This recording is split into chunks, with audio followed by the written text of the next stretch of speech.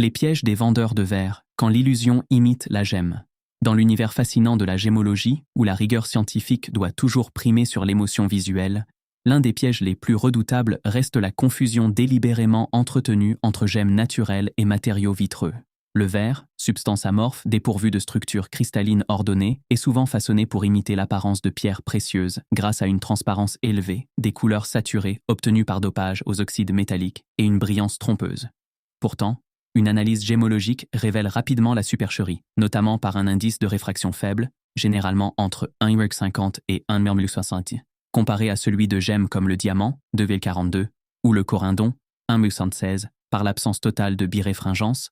Le verre étant isotrope contrairement à de nombreuses pierres anisotropes, mais aussi par l'observation d'inclusions caractéristiques telles que des bulles gazeuses sphériques ou des stries de flux issus du refroidissement, bien différentes des inclusions naturelles cristallines, orientées ou anguleuses. À cela s'ajoute une dispersion parfois artificiellement exagérée dans les verres plombifères cherchant à reproduire le feu du diamant, une dureté limitée autour de 5 à 5,5 sur l'échelle de Mohs rendant le matériau facilement rayable, et une densité souvent incohérente avec celle des gemmes authentiques. Autant d'indices mesurables via des instruments essentiels comme le réfractomètre, le polariscope ou encore la loupe X10.